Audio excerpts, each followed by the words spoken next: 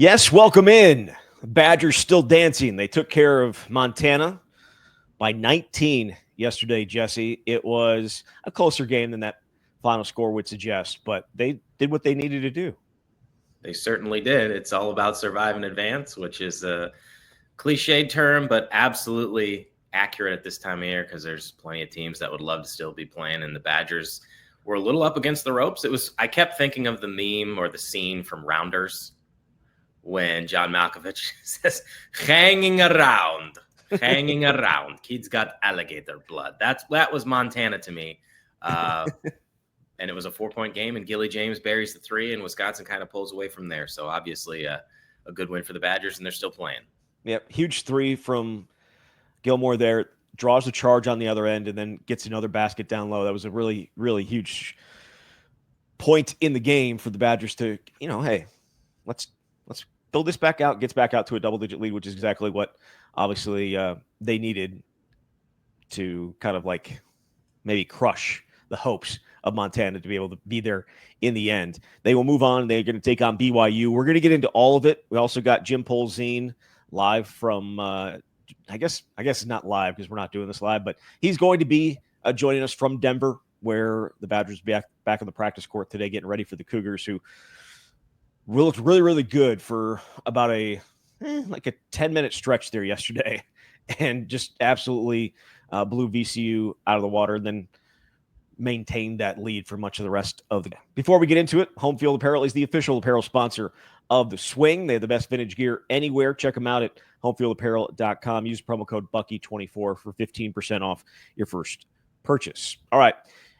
I should say I'm in my normal spot, just different background. You're in Milwaukee getting ready for the big day today for there's 8 teams down there that you're going to be covering 4 games. You ready for it? I'm ready, man. I've been mentally preparing myself. I'm obviously here for the Athletic. I was going to be in Milwaukee no matter what. I kind of hoped the Badgers would be here, but alas, that's not how it went down. So the first game's at 12:30 today. There's some good teams. I just don't know anybody here. But right. I like this pop of color in the background of this hotel room. This I said before we started recording, I just have to stay here for the next several months just so I can do the shows with this background. I mean, it's a great background. Let's just be fair about it. This one makes me look like I'm even whiter than I already am. So I need to find, in the process of moving, so got to find some color somewhere, somehow before I have to look at myself like this for a month. So, but you're in Milwaukee. Kentucky's there. North Carolina's there. There are some other really, really good teams there. Wisconsin's not there. They're out in Denver. They took care of, as I said, Montana yesterday.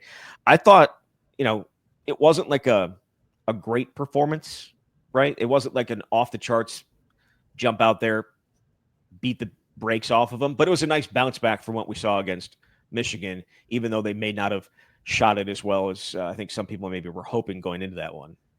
Well, here's the thing it's the NCAA tournament. Like, Montana was on a roll when they got there, and Wisconsin still was able to create separation, never really was in panic mode where Montana's making a run and they have a lead and the Badgers have to play from behind, especially in that second half. Wisconsin had 5 players score in double figures. I mean, they really did all you can ask for out of a first-round game. You end up winning by 19, which is about as good as Wisconsin has done in the NCAA tournament. Just a couple other games in NCAA tournament history that they've won by more than 19, right? So, I mean, it's a solid win against a good team. Honestly, I looked at this and we can get into this, Xavier Amos was dominating. It felt like a MAC type of opponent because no one was taller than 6'8" on the other team. This is exactly what should have happened. Wisconsin should have owned the paint. They absolutely dominated the paint. And that was the difference between a top-level Big Ten team and a team from the Big Sky. I'm sure people are yelling at their phones or their car or whatever when I said they didn't shoot it well. They shot 55% from the field. What I mean by shoot the ball well, I mean better than 7 of 23 from 3, which is 30%. And they are, I think, they're a 35-36 type of team. So I thought they could have shot it better, but shooting 55% is pretty special. Yeah, the 19 points, only 3 times have they beaten a team by more than that in the NCAA tournament. The most happened back in the spot where you're at. Obviously, that building doesn't exist anymore, but at the Bradley Center in 2014, they popped American by 40. and then beat Montana in 2012 by 24. North Carolina, ending Roy Williams' career by just a barrage of 3-pointers from Brad Davison, and beat them by 23. So, and then that 19 slots in there. I guess maybe, well, before we get any further, I mentioned obviously Roy Williams' career ending. Saw some other guys end their careers yesterday. Chucky Hepburn goes out with first round exit, but he played really, really well, not just yesterday, but just in general the entire year. So it's hard to sit there and say that that was the bad decision, not just because of the money, but because he played really well and had the opportunity to kind of be the focal point of everything that they were doing. AJ Storr's career ended, and I should say AJ Storr's time in Kansas ended yesterday, right? There's no chance he's going to be back there. I would be surprised. He's been in school every year, but he at least played well. He did. I don't want to get this show off the tracks, but my God, Hunter Dickinson was just not a good player, especially in the second half when he didn't score, and Kansas just wasn't a good team this year. And what do we get to do to Hunter Dickinson after losing that game? You tell me. Bye-bye. Bye-bye. See you later, buddy. His college career done. One of those absolute donkeys, I'll say, that has been playing college basketball for what feels like forever. And his career comes to an end. And I'm happy about that one. Feel bad for some guys. Like you see some guys crying on the bench when their team loses. I'm crying tears of happiness that we no longer have to worry about Hunter Dickinson. But he deserves every little bit that he gets. I mean, the ski mask and the stomping and the scumbags thing, like he deserves absolutely everything he gets from a Wisconsin fan base. And a lot of people went in on him on Twitter and other social medias yesterday. Either way, off topic. Wisconsin, on the other hand, you mentioned Xavier Amos, but it wasn't just always Xavier Amos off the bench. It was Carter Gilmore off the bench, got good minutes from Kamari McGee. I think they had 23 points off the bench yesterday. That if they're going to have a deep run here, it's going to be because of the bench being able to produce and give them a little lift. And they've done it all year, but certainly did it last night or yesterday. Yeah, obviously you need your starters to come through, or at least a few of them, and Steven Crowell ends up shooting 8 for 10 from the field. But we know Max Klesman has been dealing with a lot this season, and he started, but he didn't score. John Tonje only made 2 of 5 shots from the field. Now, he did his work at the free throw line, 9 for 9. He's one of the best free throw shooters in the country. But if you don't have your leading scorer and another starter playing their best ball, well, where are the points going to come from? And so that's why it was so huge to get what they got out of the bench. Xavier Amos was just dominant in the paint. It's not something we've normally seen, but again, you want to be able to take advantage of some of those mismatches, and that clearly is where Wisconsin felt like it was going to be able to have some success against Montana. We've seen what Gilmore and Kamari McGee can do. McGee didn't get you a ton of points. He ended up with 6 rebounds. He's the smallest guy on the floor, and he gave you 6 rebounds, and we talked about the three-pointer and the charge and everything Carter Gilmore gives you. So that is why this team has a chance to be different from some of these past teams. And it's interesting because on Tuesday before Wisconsin left, for Denver, Greg Gard held his media session with reporters, and he was asked about the short notice, the quick turnaround here, and juxtaposing it with a year ago when Wisconsin went to the Big Ten tournament championship game and obviously didn't play well against James Madison. And he said that there were a bunch of guys that were really banged up going into that NCAA tournament game that he said we never really talked about it, but like they didn't even do anything until Wednesday. So I think that's worth noting here is although Max is banged up, yes, but for the most part, it feels like this is a healthier team with more depth. And that's why this year's team can be different. Absolutely. Absolutely. We're going to get into a lot more coming up here with the Wisconsin State Journal's Jim Polzin. We'll actually bring him in now. And we do welcome in a very special guest. It is Jim Polzin from the Wisconsin State Journal. He joins us from Denver, where he took in Wisconsin and Montana yesterday. Badgers winning by 19. What just overall impressions of what they did yesterday, and a nice bounce back, I would say, obviously, from the disaster that was Sunday, at least on the offensive end. Yeah, I was kind of searching for the right word yesterday while writing, and then I heard Greg Gard later say workmanlike. I think that's perfect description. It was very workmanlike. The game never seemed in doubt. I mean, when Montana got within 4 in the second half, you saw their crowd kind of perk up, and then the neutrals in the build, it just got louder there because I think the neutrals were like, oh, we might have an upset brewing, a 3-14, and then Carter Gilmore makes a 3-pointer, draws a charge, and it just felt like the rest of the way was never really in doubt. I thought Wisconsin played pretty well, not great maybe, but pretty well. Offensively, they played good. Defensively, I don't think they were that bad. I think Montana's got some guys who can get to the hole, and then the kickouts, they were knocking down shots. So probably stayed closer than it should have been for a little longer than Wisconsin might have hoped. But, all in all, I don't think there's much to complain about, especially coming off a quick turnaround and the elevation issue. I think it was about as much as Greg Gard could have hoped for.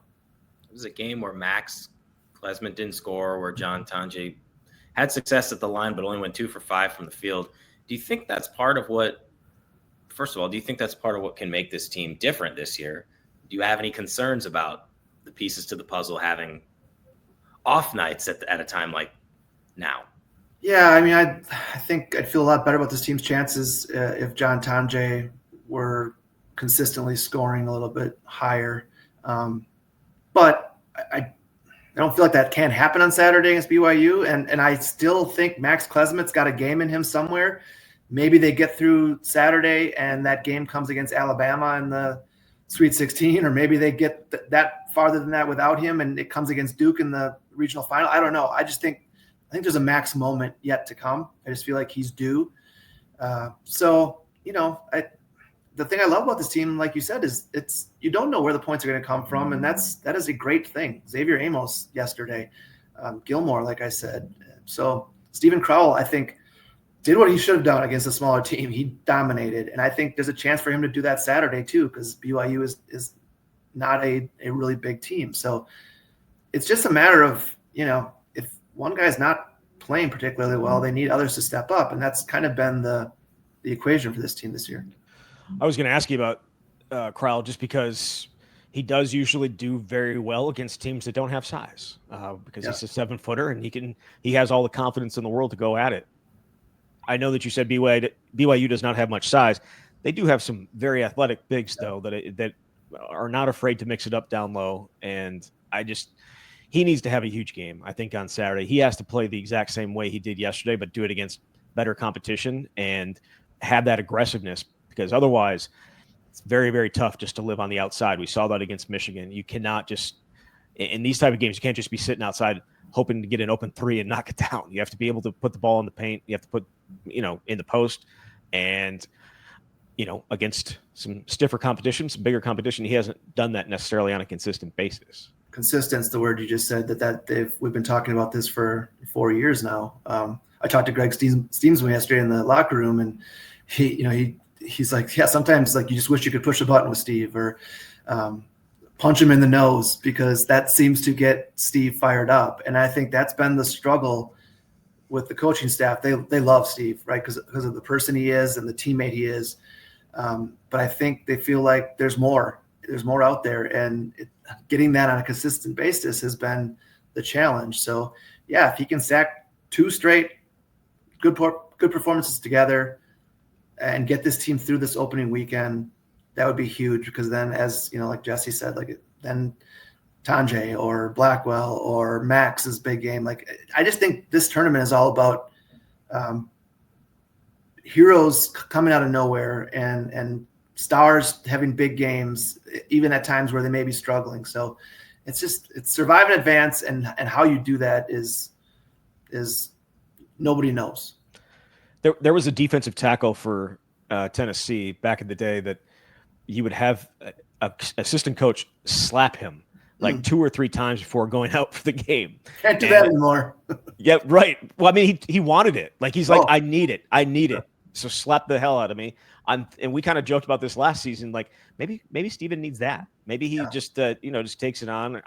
You have to find a way to get your anger or your aggressiveness. You have to find some way to just get out there and give that every single night, because if he does, they're a different team if he can do that for them consistently. So yeah, I mean, I don't know if I would volunteer if I was in Denver to go ahead and slap him. I might need a step stool to get up to his face, but I would definitely I would take that on. I would take that for everybody else and he would turn around and hit me. But like you know what I'm saying? Like, just find a way to get him to play that way all the time. As you said, been trying to do it for a really, really long time, and it's coming down to the end here. I don't know that it's ever going to happen. Well, so you said something that kind of caught my ear there. Is it's coming down to the end. And I think there are real signs that Steven Crowell realizes that. Just talking to guys in the locker room yesterday, like he's talking more. They notice it in huddles. They notice it in the locker room. And you guys have dealt with Steve. He's a pretty quiet guy. So they notice it. And I think there is an urgency level because he realizes it could end as soon as Saturday. It could end next week, whenever. He knows it's coming to an end. So I think all that is encouraging. Does it mean he's going to go out and have 18-8 on Saturday against BYU? No, not necessarily. But if he has 18-8 against BYU on Saturday, I like this team's chances. You'll have a chance to talk to players and coaches later today, presumably about BYU and other things. But when you look at this matchup initially, what do you think of it? Two great offenses, two pretty average defenses. I think Wisconsin's defense statistically is better if you look at the KenPom numbers. I would anticipate a game that could be decided in the 80s. Really, and I hate to simplify it, but I think it's so true. If you can tell me which team's going to shoot the three-point ball better on Saturday, I will tell you who's going to win the game. And I think it's that simple. Both teams shoot really well. BYU, like Zach was saying, they are athletic inside. Their 2-point numbers are pretty impressive. I think they're 5th in the country in 2-point percentage. So it's just two really highly efficient offenses, and it comes down to, is the ball going in the basket from 3-point range specifically? Because I can't think of a better indicator of how this game's going to go than that. Yeah, again, they do not have the size that Wisconsin has. That's for sure. But it feels like they can make up with it just with the athleticism of those two bigs. And some of those blocks yesterday from what is it, Kita? Is that yeah, Kemba Kita, were just ridiculously impressive. So I think it does. I think you're absolutely right. It comes down to whether Wisconsin's going to hit its threes. 7 of 23, I don't think gets it done tomorrow. I agree, you know and how it defends the 3-pointer, because I think the most impressive thing about BYU, I think I counted this morning, they have 6 guys who average at least one made 3-pointer per game. I mean, sometimes, and Wisconsin does a really good job of this, is if there's 1 or 2 guys to key on, they're really good at taking that player out of games. That's more difficult when you have 6 guys that can shoot from 3-point range. And again, that's what makes this team like Wisconsin. Is Wisconsin sometimes has 5 guys on the court that can shoot the 3, and it is almost impossible to defend when you combine that with athletic guys that can get their feet in the paint and either score or kick out. So I'm intrigued by this matchup. I think it's a coin flip, but I don't know. Zach and I were talking on the last show about the way that teams, programs, coaches are defined by what happens in the NCAA tournament, because even if you've played 35 games already, that's what people remember. I think Greg obviously deserves a lot of credit for what he's been able to accomplish in transforming this team. But how important do you think it is for him and for this program to get out of the first weekend for the first time in 8 years? Like, do you think if they don't, that clouds what the accomplishments were this season? Yeah, I mean, I don't know if I should admit this, but I've already started pre-writing. So I'm not writing that story today for tomorrow, because I know I'm writing it tomorrow for after the game. I just think that's the story. And it's both ways. It's if they lose or if he finally gets over the hump and they win. I think that's my story coming out of tomorrow. And so I've begun pre-writing both versions just so I kind of have some ideas going in. It is a complicated thing, I think, is kind of where I land. Is he is a really good coach. He's a really good coach who followed a legend and has kept this program at a high level. Not where it was, but at a pretty high level. They have been consistent. I love the way he's changed his ways, the offense. He's adapted to the transfer portal instead of pushing back against it. He's willing to adapt, and that's a great thing about him. But ultimately, it comes down to getting to the second weekend. This is a program that did that on a regular basis for a long time under Bo Ryan, and now hasn't done that in 8 years.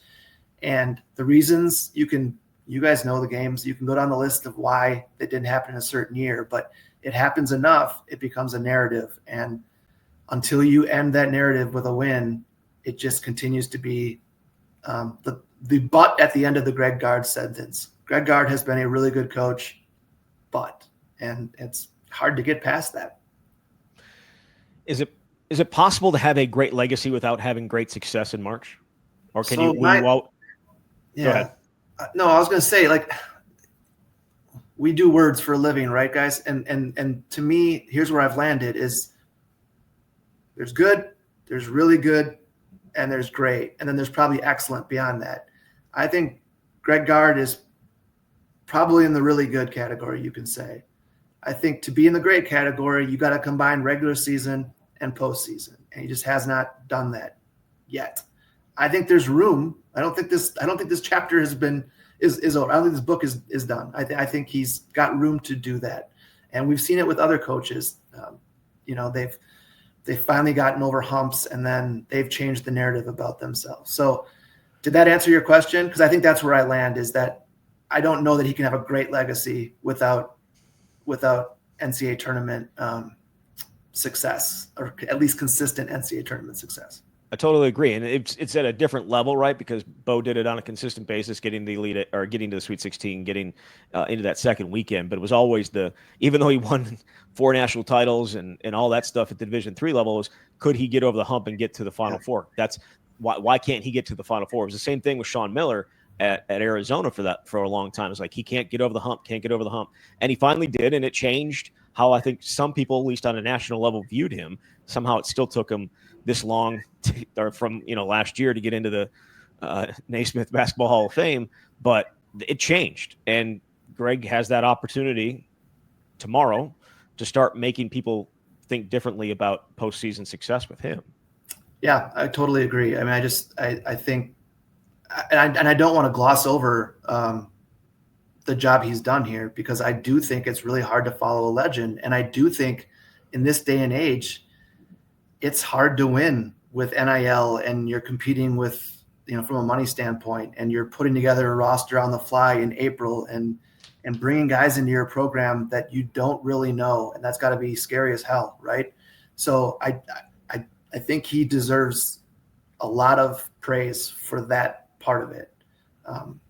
And now if they can get over the hump, I just think it really changes things, and it kind of quiets things down. No, maybe they get to the point, guys, that they get to the second weekend a few times in the next couple of years, and then it becomes he can't get to the Final Four. Matt Painter was in that position until last year, right? So, but I think that's a way better narrative than the one right now. Absolutely.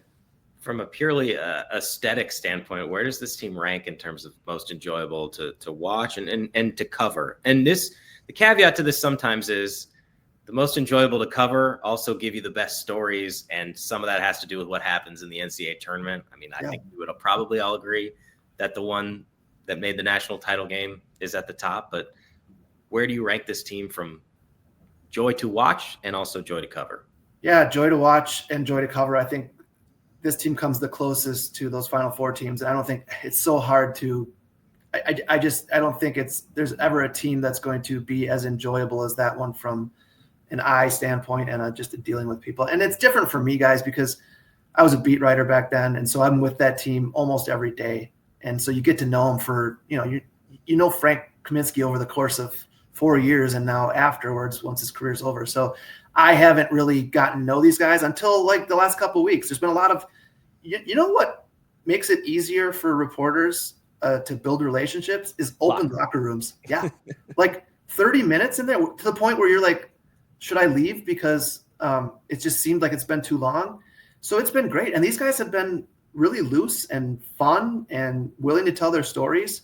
And that's, that hasn't happened around here. And COVID made it weird, and getting eliminated early in the tournament takes away chances to get to know guys and have them share good stories with you. So, but yeah, it's fun. It's fun. Obviously they're fun to watch because they score a lot of points. They've been fun to deal with. I think the one other thing that I've noticed is a similarity is the parents. Like this parent group is sneaky fun. And that those Final Four teams, that group knew how to have fun. And I'm talking go to the bar and knew how to have fun. I think this group is pretty close. The Klesmits, the Gilmores, they enjoy each other and it seems like it's a pretty fun. The more I get to know them, it's a fun group to be around. So yeah, there's a lot of comparisons. I hated making the comparison to those teams, just because it's so unfair to this team. But it's getting close to being pretty similar. I mean, those personalities on that 2014, 2015 team were like, when you have just the, I don't want to say craziness, but like the goofiness of some of those guys, whether it was Frank or whether it was Nigel Hayes or whether, Sam, and like there were others, but those are the ones that obviously really stand out. But like Frank Kaminsky and himself, just because he was the National Player of the Year, you got so much more information about him and these pieces on him, like jumping around and throwing controllers and getting really pissed off about stuff and knocking bottles off the podium there when they were about to leave for the Final Four, because something Super Smash Bros. Like he was not given enough credit for how good he was. It's like, no, this is BS. But no, I mean I would agree. And from just a watching him point of view, I know a lot of people. There are people, I should say, that look at all the threes they take and like, oh God, more and more and more and more. And that was not the case with that team. Right. But this is how this group wins. And I think that is sometimes fun to watch because we know how bad Wisconsin has been shooting the ball from three at times. But in terms of this team, it's a fun team to watch. But when you look at Greg Gard's job of coaching it, and really I guess his staff as well, throw them in there too, I think it's got to be up there for me with 2020 and then also the 2015-16 team where he had to take over after Bo left. Where would you put this? Yeah, it's hard for me to put anything above 1920. Oh, I got excuse me. I had some peanuts before the show. If you need to go grab a water, you can. I'll take a drink. Yeah, I'll take a drink here. One second. Go ahead. This is the beauty. This is the beauty of. Is this staying in the show? Oh yeah, it is. It is, definitely. Please cut this up and put this on all the social media promos. Yep. Big hits. Got choked up. He got choked up talking. No, about seriously, my breakfast this morning is like a snack trail mix, and I think there's a peanut stuck somewhere in my throat. But well, you're a big. I'm kind of surprised you're a big runner. Did you get out there and run yet today? You really want to go off on a tangent? I got a Denver story for you. Let's say that for the end because I was actually going to ask about some travel stories, and so go ahead. Okay. Where was I going? Oh, I can't put anything above his 1920 coaching job. Kobe King. 2020? Did it 2019, 2020? Yeah, I thought you said 1920 as in 19. It seems like I've been covering this team for that long, but I'll shut up. This is really off the rails now. Anyways, 2019, 2020. Kobe King leaves midseason. Eric Helen gets fired. And Howard, by the way, the Howard Moore tragedy is just hovering over this team. And that team somehow wins the Big Ten title by winning its last 8 games. It's hard for me to get past that as number one. I think 15-16 is number 2. For all the people that say, oh, he only gets to Sweet 16s with Bo's guys, that locker room and that program was a mess in December when he took it over. And it looked like the streak was going to end. And then they go on this amazing streak. He gets that group playing together and reintroduces the swing offense mid-season. I mean, it's just that's a remarkable story and why he has the job, because he earned it by doing what he did. So it's tough for me to get past those two. But this is close because it's a different era. It's almost like you have to put its own special category where your best 2 players leave through the transfer portal and you're out scrambling, trying to find guys. And, and you look like a guy like John Blackwell, who not a lot of teams wanted and has really emerged as a standout for this team. He still has an ability to find diamonds in the rough. I also think, giving Kirk Penny, here, take the offense and go with it, and really surrounding himself with smart people. Firing Dean Oliver and bringing in Lance Randall is not an easy move to make, but he did it. So I think he's made a lot of the right moves and has delegated responsibilities at a time where you have to delegate because you're putting together roster year round and making sure you're holding on to guys year round. It is messy times. And I think he deserves a lot of credit for that. So where does it rank on his best coaching jobs? It's high up there, but there's been a couple that are hard to top. Travel stories. No, wait. All right. Yeah. Wait, let me put him on the spot. I guess Do you think they make it out of this weekend? We got to ask. Yeah, you got to ask, and I wish you didn't. I feel like, yes. I feel like if I flipped a coin 100 times, 51 or 52, it's going to come up, they win. And that's where I'm leaning right now. But I'll go back to what I said before. Tell me how they're going to shoot the three-pointer and how BYU is going to shoot the three-pointer. And that I think tomorrow you'll see that on a stat sheet. Just go to that stat and you'll know who won. It was funny. I was on a program this week and was asked about it, like how well they shot it against UCLA. And the person was like, well, I mean, if they shoot it like that, do you think they have a chance to get out of the first round or the first weekend? I said, if they shoot 19 threes, if they hit 19 threes, they're winning the national championship. I just threw it out there. 19 threes, Jim? Yeah, I know. They hit 19 threes. No, I thought you were just going to say they'll beat Alabama and or Duke in the next round, but it's tough to beat a team that makes 19 threes. I get your Can point. we agree? I didn't think it was that outlandish to say, and they're like, oh, really? Right. And like, well, we'll remember this one. They're not going to hit 19 threes every game, but if they do, I guarantee you they will win the national championship. I don't have to worry about that happening because it's not going to, but I'm saying if they did, they do. Jesse, do you think they're getting out of this weekend? Well, I feel like I can't go back on my pick before the tournament started, so I'm going to say no, even though I may not feel the same way internally. I have to stick with what I said before. I didn't hear that. I didn't hear the prediction. That's the thing. It's an absolute coin flip. And so if BYU gets hot, that's a team that shoots 37% from three over the course of a season. That's difficult to overcome. This team is just built a little bit differently, Wisconsin is, to be able to win this.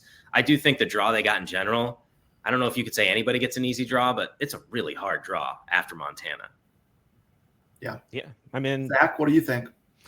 I think I think me and Jesse both said it's a coin flip and thought it would be a coin flip and didn't think either of us thought they were going to get out of this weekend. It's just BYU scares you with that three. And I know scares is stupid. It's a sport, but like just the ability to hit that many and shoot it that well, I think is probably a huge concern. But I'm sure there's people from BYU thinking the same thing about Wisconsin. Like Wisconsin hit 21 threes in a game earlier this year, right? And that's the all-time Big Ten record. Or is it 21 or 23? 21, right? Yeah. 21. So, like, I'm sure BYU fans like, oh boy, this team can really struggle from deep. It just really matters which team is going to end up shooting it better. And then also defensively too, right? Like, I thought that there were several opportunities for Montana yesterday to get some open looks, and they just didn't knock them down. Like, and that's I feel like has been a little bit of a problem for Wisconsin at times. Maybe not running guys off the three as well. My question is, do they keep on digging on guys in the post and letting some shooters sit out there? Because that was kind of what happened yesterday with some of the Montana threes that they got were guys helping inside. And I don't know, is there a reason to help inside on some of these guys? Yeah, that's a good point. I don't know. And certainly you have to do that less against a team like BYU. I just think you have to kind of live with those one-on-one matchups and understand that getting beat with 2-pointers is not as bad as getting beat by 3-pointers, right? Like you'll take the 2 for 3.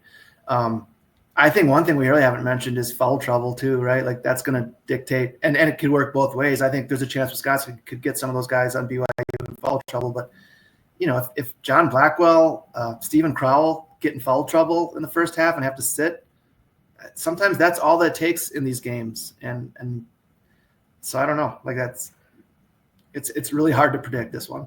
I'm also wondering about John Blackwell's legs for how many minutes he played in the Big Ten. Yeah. And then came out and had to play, what was it, 30, played 33 yesterday.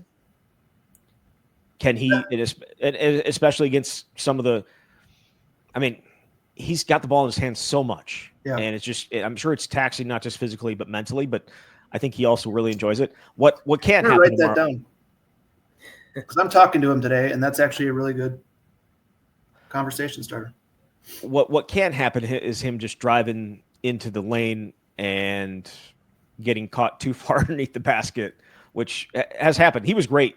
He was great yesterday, but it's happened sometimes, and they got some shot blockers in there that are going to be difficult to deal with. But I'm seriously going to ask him today. I want to talk to him about driving in the lane and doing this, which he does. He gets called for it a lot. He gets called for it a lot, gets away with it a lot too. And it's like, I'm fascinated by, like, is that the way he's always played? Does he realize he's doing it? So he's a fascinating guy. And we talked before about those personalities, the Franks and those guys. And I really like John Tonje and John Blackwell and Stephen Crowell, but as a reporter, you have to, and Jesse you did a story on John Blackwell. You got to dig with those guys because they're not just going to give you everything. You sometimes walk in the locker room and John Blackwell's got this look like, WTF are you, like, going to ask me? And so it makes you, you have to ask really good questions to guys to get something out of them. And now we've gone off on another tangent. I did think of one thing, as long as we're just going long here. The narrative about Greg Gard having to win, does that trickle down to his players, and do they feel pressure? And is that a storyline tomorrow too? Like, do they tighten up in these moments at all because they're trying to win for this program and win for their coach? I don't know. Do you think that's a factor? I would say I don't think once you start playing, it's about for the coach. But I do think there's something to be said for a group that hasn't really done it. Yeah. We've seen this year after year when a team tightens up and starts to lose because it's a critical moment. I'm sure they're aware, and they'll probably be asked today about this program under Greg not getting out of it. But I think it's more for them, like in the moment, you know what I mean? And then obviously there's a trickle up effect, I guess, of what it means, big picture. But like when they made it, when's the last time they made it out of the first? It's been 8 years. 17, Nigel Hayes, and But even won a game, I guess. So when they were in Milwaukee 3 years ago. Right. So Stephen Crowell, I wrote this today. Stephen Crowell was the only guy in this roster who had played in an NCAA tournament win, because Tonje hadn't, like nobody else had. Gilmore was on the team, but hadn't played in it. So, I mean, there's not a lot of NCAA tournament DNA on this team, and you got to build that. You talk about the coach and like doing it for the coach, and whenever that comes up, it just flashes me back to 2014 in LA, and just Bo's face, but everyone around him, like all the players, like running to him, running and grabbing him and like hugging, like that wasn't for him necessarily, but they were so happy because it kind of lifted the narrative off of him. And those are guys that have been with him for so long, right? And Wisconsin has a bunch of those guys now, right? Stephen Crowell's been there for a while now. Max Klesmit's been there. Carter Gilmore, Kamari McGee, like they've been there for multiple seasons. But it wasn't necessarily like we recruited you out of high school outside of Stephen, recruited you out of high school, and it's been such a great relationship and all that type of stuff. I don't know that I don't know that it would necessarily be for him. Yeah, no, that's a good point. It's for them. I think Jesse's right. They have their own legacies, and I think that's fair. And if it comes along with the coach getting the wins that he needs, that's good too. Yeah. When we started talking about Anaheim, I thought you were going to go to the earthquake. So that's where I thought your mind was going. The one last thing on the juxtaposition of those two, like the Bo thing is obviously so much different because he was at the tail end of his career. He'd had so much success, but there's a difference between making the second weekend, getting to the Final Four. That's so much different in my mind between the first weekend and the second weekend. And, given the job Greg has done, I think he'll have many more opportunities. So it's just different, but obviously the legacies will be defined by what you do in the tournament, and getting to the Sweet 16 is a big deal for this program, given the fact that they haven't been able to do it for a while. And the same goes for Greg. Yeah. All right. Travel stories. You got one for me. You got one for us from Denver. Yeah, but it's not this year. So, but it applies to what I was asked about. Am I going to go get a workout in? 20 years ago, my wife and I drove out here. She had a conference, and I just was tagging along. And so she's at her conference during the day. I'm stuck in the hotel, and I'm like, I'm going to go get on the treadmill and get a workout in. And I did, and went fine. And then I came back to my hotel room and tried to make a phone call to my best friend, who I talked to almost every day because he'd be at work and we just, BS. So I had the number back then, like we didn't have contacts plugged in our phone. I knew the number by heart, and I could not think of the number. I could not process it. My brain was so warped by the elevation and stuff, and it was scary. And so I kind of took that with me this time. Like I have not worked out. I've got a lot of steps in because it's a good walking city, but I haven't done the full workout. I might do that today, but I'm a little bit leery of doing it. Real That's thing. probably, you guys are probably like, man, that's the story we waited for. No, That's not even no. like a- No, that makes sense. That makes sense. Well, I actually have gotten a run in. You hadn't gotten a run in. Right. There's a good reason why you haven't But I gotten think a I'm run going to do it today. You mentioned the earthquake in 2014. Did you get like jolted awake? Did either of you guys get jolted awake? Or when was it? Jesse and I were together.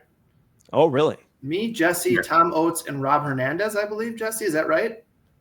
We're at some Mexican restaurant, Yep. and it happened. And here's my perspective. I swear I saw the floor, like stone floor or whatever, shift, right? And then the other thing I remember is the people at the bar, a lot of locals were at the bar, and they're all high-fiving. They're having fun. Like, we're all scared to death because we think this is it. Life is over. Because I'd never experienced a feeling like that. And it wasn't even that long. But it was like, I just remember that. We're all looking at each other, these scared Wisconsin guys, like, what the hell is happening? And the locals are like, this was nothing. I remember. Go ahead. You know, it's a nice fancy bar with the colorful bottles, and I just remember the bottles, everything doing that. Like, oh my God, what is happening? But we live to tell about and it. There was one the next day too. What do you call aftershock? There was an aftershock the next day. I was in like on the third floor of a pretty high hotel building, and that one might have been scarier because then you're like, oh man, I'm just gonna get crushed here. But it was fine. And then it was like, are the games gonna get canceled too? Like, like, is the arena okay? So, do you have a favorite or a least favorite place that you've been for NCAA tournament games? Jesse's laughing. Do you have one, Jesse?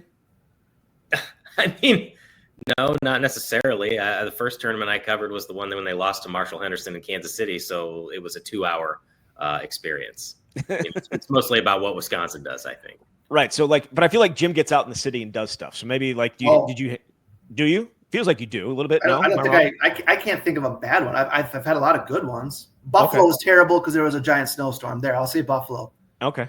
Right. We were pretty much stuck we got in just before a major blizzard hit, and we were pretty much stuck in the hotel room. We could walk to restaurants, but it was dead, and that would probably be my vote. I can't think of many bad ones. I mean, like Kansas City, you just weren't there long enough, and then the next day you're changing your flight, so you're out of there. I think there was a snowstorm coming there or some sort of storm. But, like I got stuck in Albuquerque. My first year on the beat, I got stuck in Albuquerque an extra day because it was so windy that we couldn't fly out. And so that delayed our return, and then we had to ship out to Boston. Ship up to Boston? Good song, yeah. I don't know. Like I feel like none stick out as bad. The Indy COVID one was brutal. You're covering a game at Mackey Arena to start the tournament, and then doing Zoom interviews and phone calls. That sucked, but that's not the city's fault. There are way more worse football stories, but we'll have to save that for another show. Agreed. Oh boy, yes. Jesse's had it rough when it comes to football for sure. Yeah. This wasn't the NCAA tournament. I think it was the Big Ten tournament when it was out in New York, and they had a La Nina. What was it? La Nina or El Nino, whatever it was. Like the wind was so bad, and ended up my flight getting canceled. I assume yours did as well, Jim. Like I remember, I think I ended up having to go to Newark and stay and go out there. That was the only place that would fly out the next day. I ended up staying there 2 days longer than I needed to. As soon as Wisconsin got knocked out. Speaking of Newark, I think that would go to the top of the list if this team gets there next week, because I've spent some time. Sorry, New Jersey listeners. Yeah. It's just a tough place to get around, and I already looked at hotels, and they're expensive, and so first world problems. Yes, but also the finding the way into the airport when you're coming back from Rutgers. Yeah. Not always easy. There are three Marriott properties 1 mile from Newark Airport, Liberty Airport, wherever it is, that are, it's only a mile, and they are impossible to get to. I finally did it this year. Like I finally did it without missing my turn. And I felt like it was the best thing I'd ever done in my life. Rutgers, I think, is probably one of the worst trips, whether it's football or basketball. It's one of the worst trips just because, Penn State's not great either because you're having to drive. I don't know. Unless you're Jesse, and who's flying right into to Happy Valley or College Park or whatever State College. Yeah. It didn't turn out very well. Again, that's for the football travel story. This is also where basketball and football are different. Like I flew in and out of State College for basketball, and I liked that. I'm a creature of habit, and I would just go to the same restaurants year after year after year. But I liked that place. I didn't particularly like flying in because I'm a nervous flyer, and it's a little bit always bumpy. But when you go for football, we never flew into State College. We would fly into Harrisburg and make the 90-minute drive, and that was a huge hassle. Yeah, especially when you leave your credentials at the hotel, which is something that happened to somebody here. I certainly not going to point fingers, but I got one more travel story for you. Since I'm admitting how stupid I am, Sunday night down in Indy, game ends. It comes out that they're going to Denver. I book a flight on United right away, direct flight there and back. Go do my interviews. I'm thinking I'm happy. We're driving back on late Sunday night. Michael's driving, and I realize I have purchased a ticket in May. Somehow purchased a ticket flying out a Wednesday in May with a very similar date, but not the exact same date. So I had to cancel that, and then by that time the flights were ridiculous. So I flew Delta, which I'm a kind of a Delta guy anyway, so it's fine. Nice. But yeah, I mean, I'm like, what are you doing, Polzin? It was a long week. It's been a long 3 weeks, frankly. I did not expect. I expected to be back like Thursday night, Friday last week. Yeah. And then not getting home until Monday morning was a little bit of a change. Either way. And then you're hoping like Milwaukee, Indy is kind of the path that I had envisioned being so easy. And then it's Denver, Newark, San Antonio. San Antonio? Yeah. All right. Well, we'll see. Wisconsin and BYU going at it tomorrow night, unfortunately. Or you okay?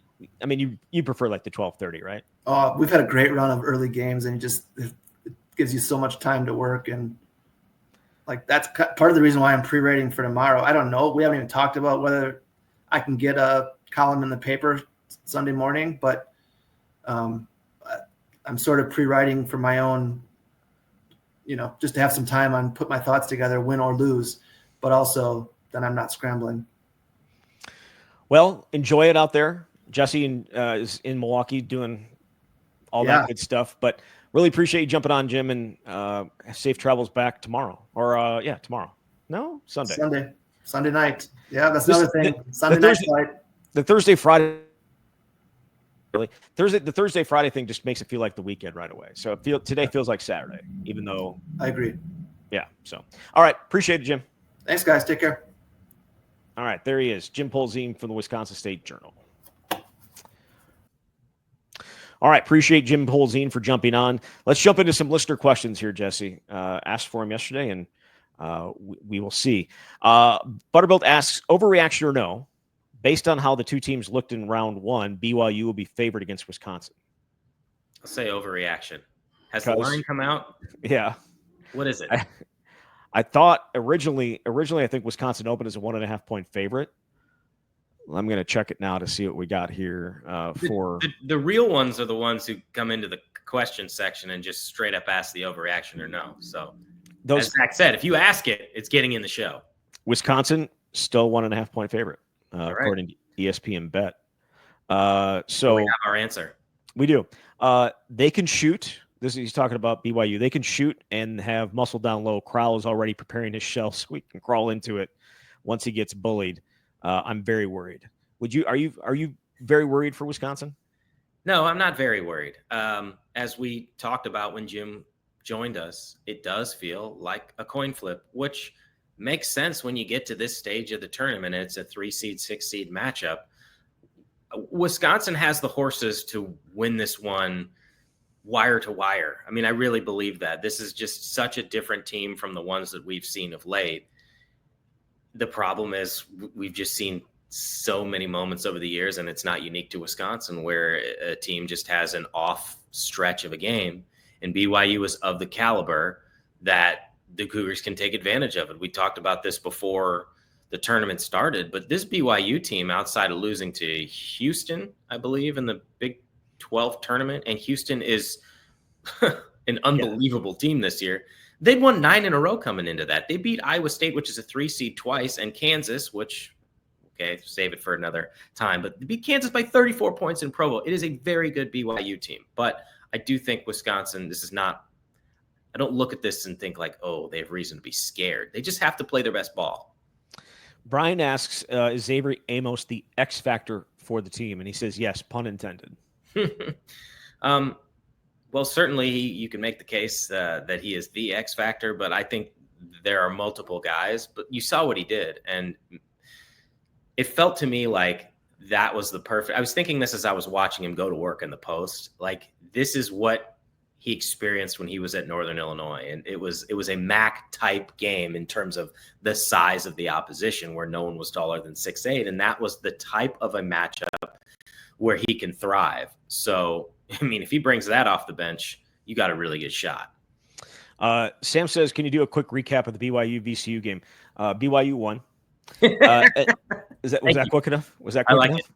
I will say it was tight there for the first 10, 15 minutes, and then BYU kind of took control and never really got challenged again. I really thought VCU's defense was going to be like really tough to deal with just because of the pressure that they have and they put on you, and they were, but BYU is a very good, efficient offensive team. And once they figured it out, it was, and they started bombing from long range. It was quite easy, but it's a tall task. But what goes on to say, keys to victory. Like what are the keys for Wisconsin? I know we talked a little bit about with Jim, some of the things that probably have to happen for Wisconsin to win. What are they for you? Probably the things you would expect. Take advantage of your size. You got to shoot it from 3 well, which they're capable of. And I don't, it comes down to what kind of open looks are you getting and how well defended are you, obviously, with BYU. Because when Greg was talking Tuesday, looking back at the Michigan matchup, there were some good looks and there were other looks that either happened too quick or weren't in the positions that they would have wanted. So, I mean, those two stand out most. You could certainly go down the list of a bunch of different things, but I think that's where it begins. I think I would agree. I think it also goes to turnovers for Wisconsin, because when they don't turn it over, they're a fantastic. And maybe that's just an obvious thing to say. You're a fantastic offense if you don't turn it over. But when Wisconsin turns it over a lot into like the 12, 13, 14 range, it's very hard to win. Very hard to win. I would have had bigger concerns about that if VCU had won, because that was a team that was forcing more than 8 steals a game. So, Yes, that's always got to be a factor. I think it would be less of a problem against BYU. What do we got out here? Scott asks, what's the magic number Wisconsin needs to score to win? He says future games, but I'll just say this game. Is this a game where they're going to have to hit 80 to win? I think Jim's right. I'm going to say 80. I mean, maybe they win a game in the 70s, but this doesn't strike me as one of those, unless both teams are just horrid shooting from the field. I don't think this is a grinded out 63-61 type of game. Yeah. There's no way it's going to be, I'm going to say, there's no way it's going to be a grinded out type of game. And then tomorrow it's going to be like 65-61 or something like that. And I just don't see that with these two offenses. And the defenses, while Wisconsin's improved and they are solid, the offenses are just the better aspect of both of these teams right now. Travis says, overreaction or no? Chucky and AJ Storr would stay on the Badger squad if they could turn back time. No. I mean, that's not an overreaction? Oh, that is an overreaction, yes. Okay. I mean, Chucky had a great season. Louisville didn't win in the NCAA tournament opener, but he was excellent, and AJ Storr got paid. So, well, so did Chucky. I mean, they both got paid. Perhaps with the AJ Storr one, not as much as everyone thought he got paid, but he got paid, and it just didn't work out for him. And now he'll probably be back in the portal and going somewhere else. Chucky's career comes to an end, and while he had a great season, is he an NBA player? I wouldn't think so, but that doesn't mean you can't make some good money for a long time. I don't disagree at all. I'm just saying, like, he went for that money because you don't know what's going to happen you can be as confident as you want in your skills and say, I'm going to be in the NBA. I'm going to do this. I'm going to do that. But you also have to be realistic about it a little bit too, and understand like where you are at. And taking that type of money is impossible to turn down. I know we've talked about this a ton. I don't know that we need to dive back into it, but it certainly is one of those, you kind of just have it. I couldn't turn it down either, right? Like, could you turn it down? No, that'd be hard to do. Exactly. It'd be really, really hard to do. And it turned out to be good for him on the basketball court too. And it wasn't good for AJ, but he'll find someplace else. And I still think he's a talented kid. Like I think he's a really good basketball player.